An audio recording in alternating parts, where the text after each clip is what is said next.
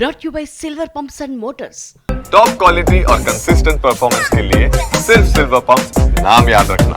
ఇక్కడ స్విచ్ చేస్తే అక్కడ బల్బు వెలుగుతుంది. అది అందరికీ తెలిసిన విషయమే. ఢిల్లీ ఎన్నికల్లో ఓడిపోయిన కేజ్రీవాల్కైతే ఈ విషయం ఇంకా బాగా తెలుసు. ఢిల్లీ ఎఫెక్ట్ పంజాబ్లో కూడా ఉంటుందా అనే డౌట్ కేజ్రీవాల్కి వచ్చింది. అందుకే రేపు పంజాబ్ ఆప్ ఎమ్మెల్యేలతో కేజ్రీవాల్ భేటీ అవుతున్నారు. 20 మంది ఆప్ ఎమ్మెల్యేలు జంప్ కావచ్చని కాంగ్రెస్ నేతలు అంటున్నారు.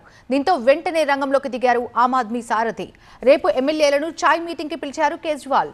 పంజాబ్ అసెంబ్లీలో మొత్తం 117 సీట్లకు ఆపు బలం 93. ఎమ్మెల్యేలో చీలిక ఊహాగానాలతో కేజ్రీవాల్లో ఇప్పుడు టెన్షన్ మొదలైంది.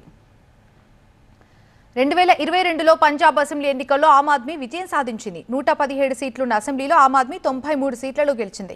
అక్కడ ప్రధాన ప్రతిపక్షం కాంగ్రెస్ పార్టీ. పంజాబ్లో హస్తానికి 16 సీట్లు దక్కాయి. అయితే బీజేపీకి కేవలం 2 సీట్లు, అకాలీదళకి 3 సీట్లున్నాయి. ఇప్పుడు ఆప్ ఎమ్మెల్యేలో చీలిక వస్తుందనే ప్రచారం జోరుగా సాగుతోంది.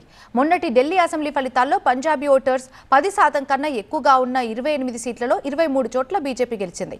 ఈ పరిణామాలు ఇప్పుడు ఆప్ని టెన్షన్ పెడుతున్నాయి. తాజా పరిణామాలతో పంజాబ్లోనూ ఆప్ దిద్దుబాటు చర్యలు చేపట్టినట్టుగా కనిపిస్తోంది. కేజ్రీవాల్ చాయ్ పే చర్చతో ఎమ్మెల్యేల్లో చీలిక రాకుండా చూడగలుగుతారా? పంజాబ్ ప్రభుత్వాన్ని పూర్తి కాలం నిలబెట్టగలుగుతారా అనేది ఇప్పుడు ఆసక్తికరంగా మారింది.